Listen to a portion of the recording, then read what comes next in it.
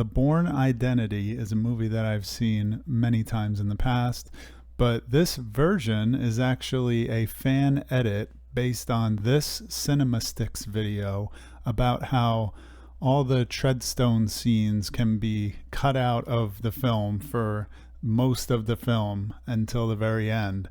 And when I saw this YouTube video, I thought, wow, what a cool idea. And I thought, I wish I could watch that version of the film. Well, in walks Mr. Cooper's video, a buddy of mine on Twitter. It's not a buddy of mine, but we follow each other, and I've talked to him a little bit here and there.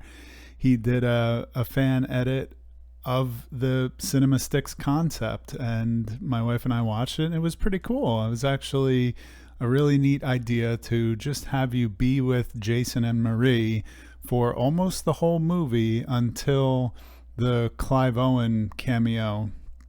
And that's the first time the word Treadstone is even used in the movie. And I thought it was really cool. It was pretty effective. The one like drawback of it is those transitions to Treadstone are used to pass time with Jason and Marie. So there were a couple instances of them journeying, right? So they would get to a destination and then boom, it's the next day because there's no back and forth. But that's just like a minor nitpick. It was interesting to watch this, and it's the first time I've ever watched a fan edited movie. So that was a good one. I don't know what I base my rating on, 3.5 stars. I do like the movie, even the original version, but in this instance, I did write a review of what I watched, which I don't usually write reviews on Letterboxd, but I thought it would be cool to leave a note that I watched this fan edit. Moving on from that, the next movie was Ava's Possessions, and I watched this movie because Louisa Krause is in it. And I talked about a movie that she was in called The Abandoned last week, which was a terrible movie, but I liked her in it. So I thought, let me try and find some other movies that she's been in. Maybe I'll enjoy them. And this one was a better movie than The Abandoned. Ava's Possessions is I guess you could say, a dark horror comedy about a young lady who gets possessed, and the movie starts with her getting exorcised. So she's back to normal at the start of the movie, but she has to go for the crimes she committed that we didn't see. She has to do a version of Alcoholics Anonymous that is for people who have been possessed by demons. It was okay. I gave it 2.5. As you can see, it was kind of middle of the road. There were some funny parts. There were some good special effects. I don't know. It was fine. Next, we have Spring Breakers. This is a very interesting pick for me because this is really not the kind of movie I would expect myself to like. I saw this for the first time a couple of years ago. This is a rewatch, and I actually watched it twice here because I have the Blu-ray for this movie, which is loaded with features and has a director's commentary from Harmony Korine. Now, I'm not a huge fan of Harmony Korine. Back in the day, Gummo was kind of the thing, and we all watched Gummo and thought it was so weird and great and whatever, but I don't know. He's kind of a creepy asshole. Like, he has a reputation for not being the greatest guy. And you could tell there's a lot of controversy with this movie, actually, the way he made it and put his actresses in kind of dangerous and uncomfortable situations on purpose to make them react. And I don't know, it's strange to know that, but then also to absolutely love this movie. The first time I watched it, I gave it 3 stars, but then it kind of stayed under my skin and I wanted to see it again. So I bought this Blu-ray and watched it again, and I still love it. So I'm not the kind of person who has a lot of what you would call guilty pleasures, but this would be one of them if I were to use that term. I don't know what I love about this movie so much, except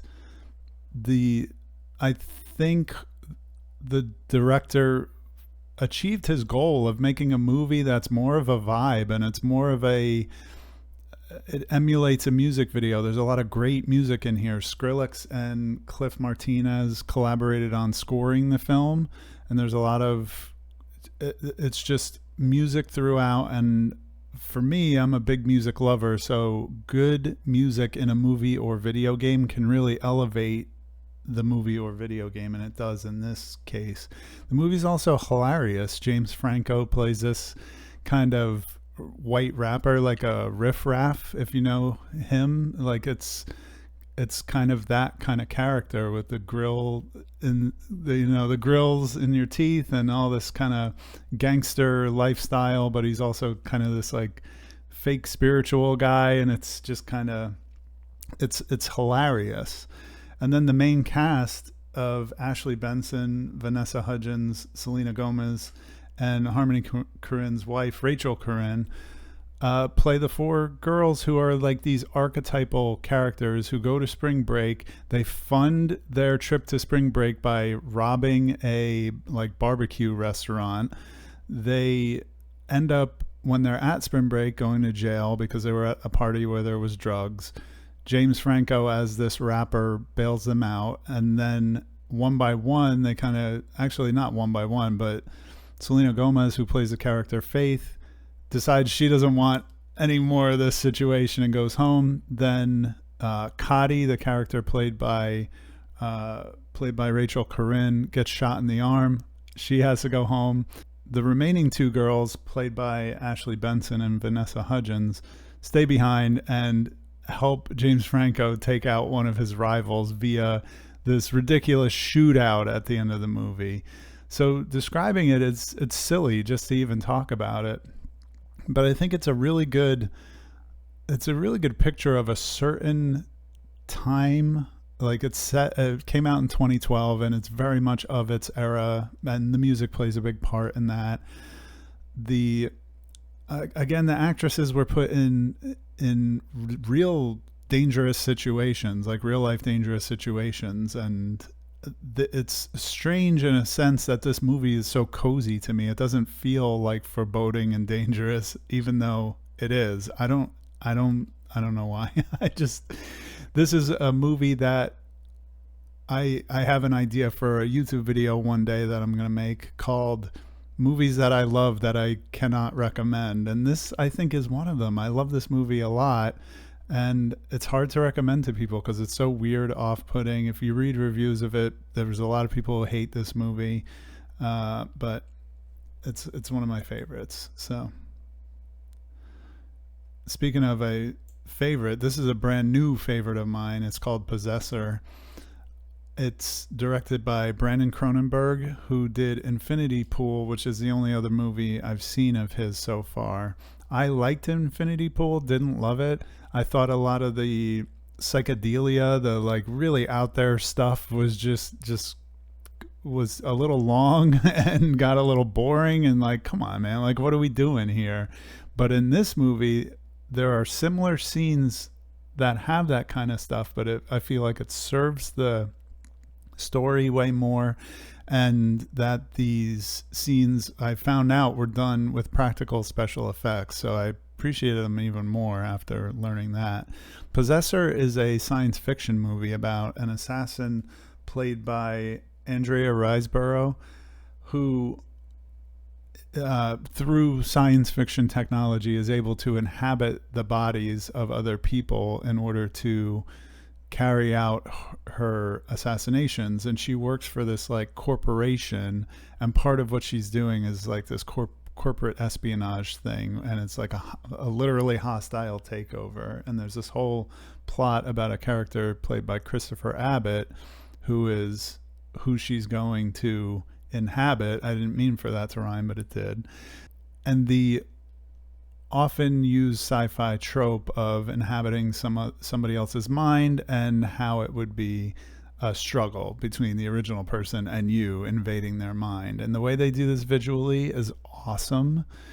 And I really love this one. I gave it 4 stars. Upon a rewatch, and I do want to get the Blu-ray of this, I'll probably bump that up a little bit.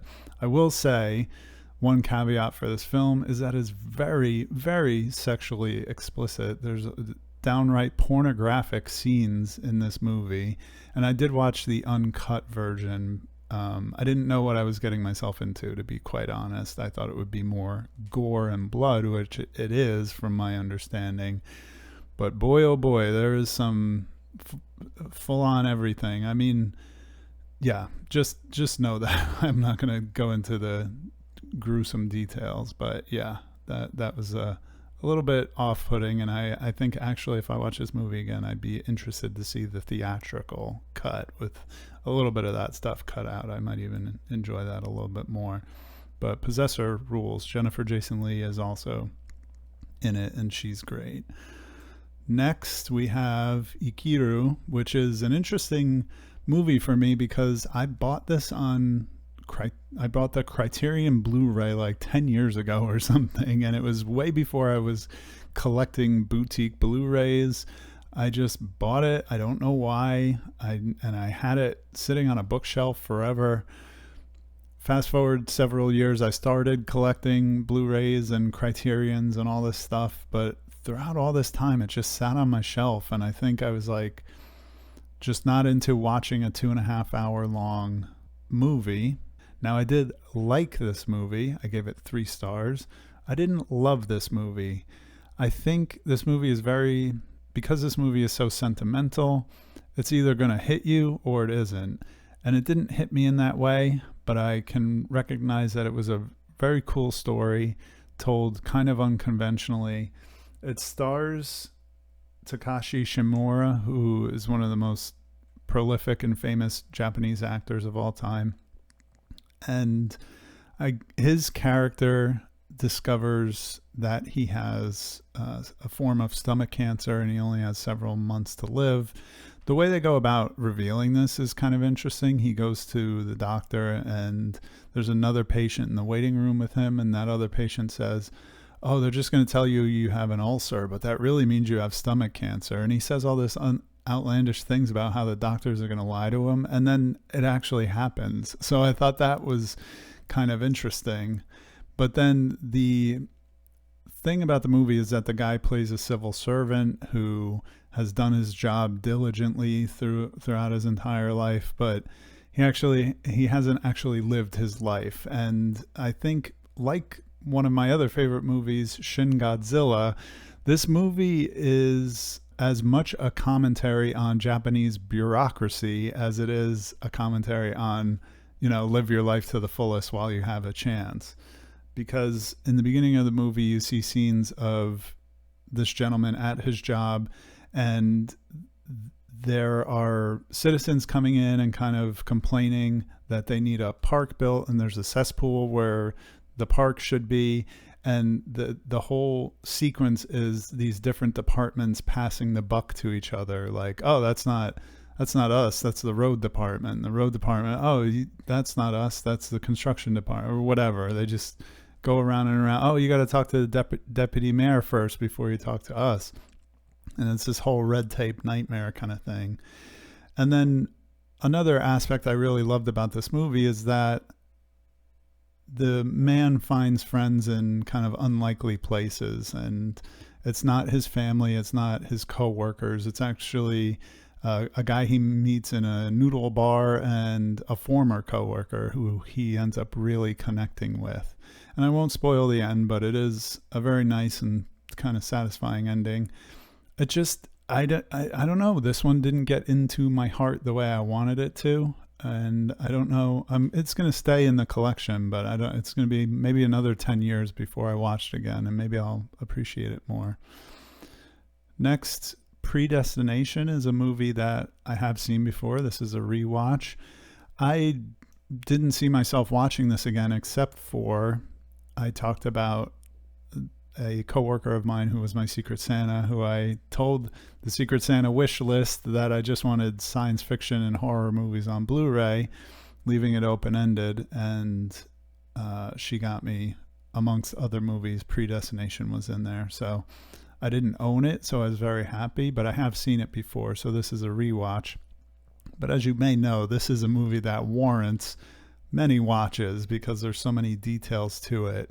It's a time travel thriller, kind of in the same vein of Looper, if you've seen Looper with Bruce Willis, meets Minority Report, I guess. And I think that's how they kind of pitched it on the DVD, the Blu-ray special features. I think somebody said that, so I'm definitely repeating a talking point from the Blu-ray, but that's pretty much what it is. And another kind of talking point from the Blu-ray that I thought was a really good takeaway is that this is purposely like every time travel paradox that you can think of stacked onto each other to ridiculousness. And I love this movie to the extent that I can understand it. It's a real mind bender, mind F of a movie. It starts with Ethan Hawke's character, he works for this agency that's like the time travel agency, and he has to go back and stop this bomber who's going to do like terrorist attacks. So he goes back and the story just kind of goes from there. And I don't know what else to say about it except for it's really good and you should check it out. It's based on a Robert Heinlein short story as well.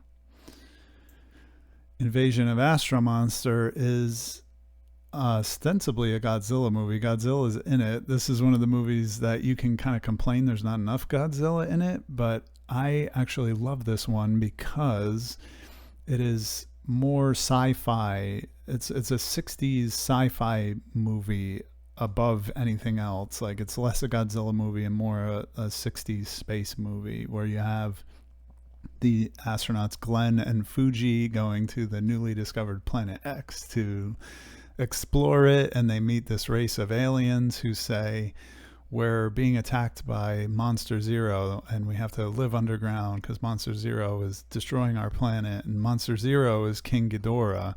So they offer to the astronauts, if you can bring us Godzilla and Rodan to fight King Ghidorah, we will give you the cure for cancer.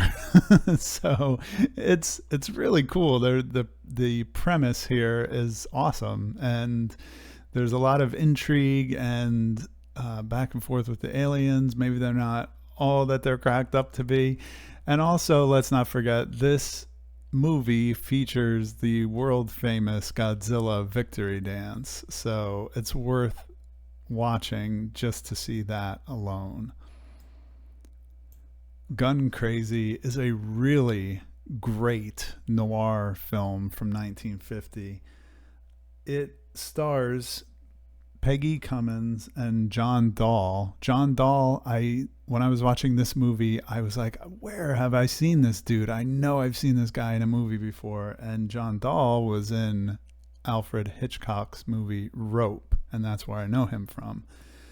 This movie is about John Dahl plays a character called Bart who, growing up, he was obsessed with guns, and the movie opens with him as a child getting busted for breaking into a hardware store and trying to steal a gun.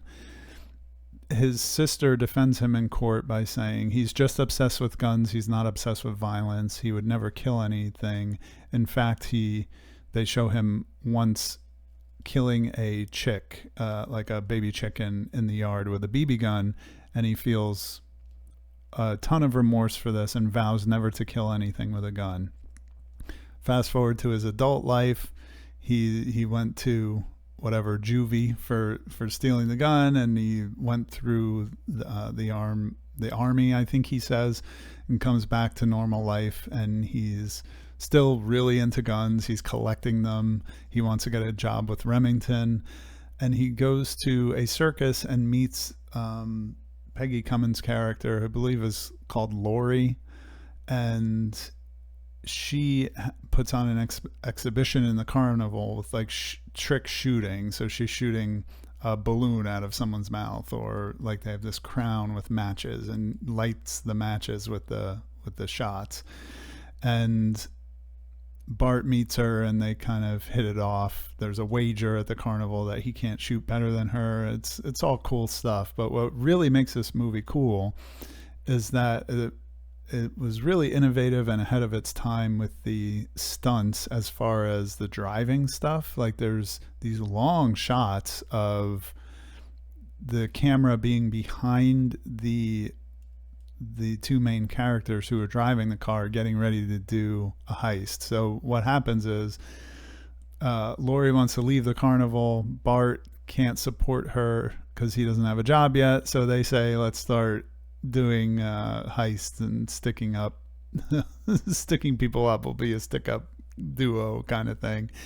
So they do it. It escalates. Of course, it's a noir film, so it doesn't end well for our characters. But these scenes of the heists and the car stuff they did was amazing for the time, and I really like this movie. I saw it digitally. I would really like to own this on Blu-ray. That was an easy 4 stars. Next, we have Freaky, which is a kind of recent film, came out in 2020. It's a body swap movie, and much in the way of Possessor.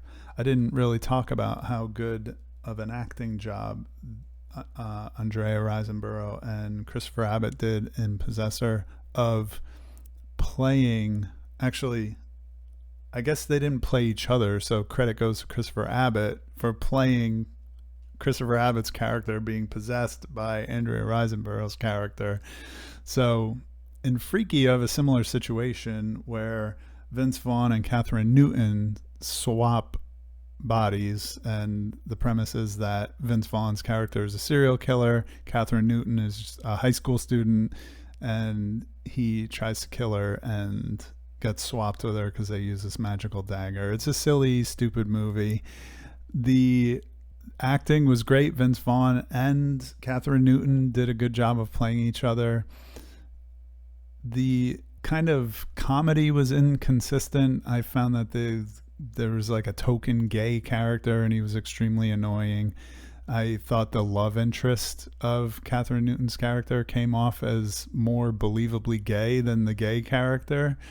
But Vince Vaughn kind of steals the show here, playing the serial killer who's actually inhabited by Catherine Newton's character. So I thought it was middle of the road. There was some kind of lip servicey, social justicey kind of stuff in it, like men suck kind of bullshit that I wasn't into. Like I don't know. I thought that was a little overdone. So knocked it down a few points for that. And I thought it was a little long too. Like the editing was a little bit weird. It probably could have been a shorter movie. So I don't highly recommend this flick, but if you want to watch Vince Vaughn just be silly and good in a funny horror comedy, then I guess you could check this one out. Next we have Lau Mau, or The Cat, from 1992. This was directed by Lam Nai Choi. I have not seen any of his movies yet, and I have heard of the story of Ricky, but I'm pretty sure I haven't seen it or any of his other films. But The Cat, I watched, and I made my wife watch it with me, and because we love cats in movies, and we saw a movie a couple of years ago called The Cat from Outer Space, which is this old Disney movie from the 70s. It's just a weird movie, and I don't really recommend it because there's like subplots that have nothing to do with the movie, and I'm not sure why they're in there. But I thought, hey, here's another Cat from Outer Space movie. My wife and I will love this. And it is awesome. I gave it 4 stars. It's a very highly rated movie, and actually all of Lam Nai Choi's movies are highly rated, so I can't wait to watch more. But I have to agree with my wife. When that movie was over, she said that was the weirdest, awesomest shit I've ever seen. I was like, yeah, I agree. That was awesome. So the premise of this movie is that there's a young lady and an older man and a cat who are this trio that kind of right off the bat that there's something weird with them. You find out very quickly that they are aliens, and they're like the good aliens, and they're trying to defend or fight the bad aliens, and the bad aliens is kind of like the Thing. It's like this shape-shifting crazy thing that can inhabit people. So the bad aliens inhabit the police, and there's this crazy scene where the bad alien is buying guns from these gangsters in this crazy shootout. It's so funny and so good, but the real like show stealer here is the cat itself, and then the main character is this like novelist who is trying to find out what the deal is with the cat. So he borrows a dog to fight the cat, and there's this like long fight between the cat and the dog in a junkyard. But the way it's done is so awesome because they use puppets and stop motion and all this crazy crap to get across this crazy long fight. And trust me when I say my words do not do it justice. You must see this movie to believe it. Absolutely love this movie. I don't know, like I've looked up trying to get a Blu-ray or a DVD of this. They look like all bootlegs to me, so I don't know if it exists in my region, but we shall see. I would love to add it to my collection, but great movie. And last, we're going to end with kind of a dud here, unfortunately. This is Keep Watching from 2017, a kind of found footage, screen life mixture. And as far as me being like a found footage fan, I do try to seek out the lesser known ones, trying to find that diamond in the rough. This is not the next Lake Mungo. This is not the next Butterfly Kisses. This movie, it was not good, unfortunately. It stars Bella Thorne as this young lady who, her family is victimized by this dark, deep web cabal that puts hundreds of cameras into somebody's house when they're not home, and then has like a Hunger Games kind of competition where people try to kill the family and the family has to fight back. They drop weapons for them, and it's, you know, obvious it's set up that people in the dark web are watching this. And unfortunately, it just doesn't come through well in the execution. They failed on the movie actually being good. The concept is fine. It could have been really good and graphic, and there was one scene in particular where they had an opportunity to really go for it, and I really thought, oh, this movie's gonna go into real fucked up territory, and it didn't. And I was gonna spoil it, but I don't care. To even explain the situation is not worthwhile. So Lee Whannell also plays a small role in this, but that doesn't save it. And the ending is kind of dumb and doesn't make sense, and it's the kind of movie that the more you think about it, the more implausible you realize it is. And also just the logistics of putting hundreds of cameras into someone's house. I get that it makes the movie, for the movie's purposes, it's good because then you have a lot of camera angles and coverage, I think it's called, that you can shoot a movie dramatically, ostensibly through hidden cameras. But I actually think for that concept, Radar is a better movie, which also stars Ashley Benson from Spring Breakers. And I realize that I'm becoming an Ashley Benson fan because the two movies I've seen her in, I really like her performances in. But suffice it to say, if you want to see a movie where it's not even hidden cameras, Radar is a slightly different concept where it's all existing cameras in her life that are being used without her knowing it. But I like that movie a lot more than I liked this one, Keep Watching. I kept watching till the end, and I'm not going to say I wish I hadn't, but yeah, it didn't really stick the landing and didn't really stick the execution at all. So that's it for this week. Definitely Possessor and Gun Crazy are the two like picks of the week. If I had to pick movies that I would say I recommend them and go out and check them out. Awesome movies. Again, with the caveat that Possessor is high on pornographic sex scenes. If you don't like that kind of stuff, maybe watch try the theatrical version. Maybe it's not as bad.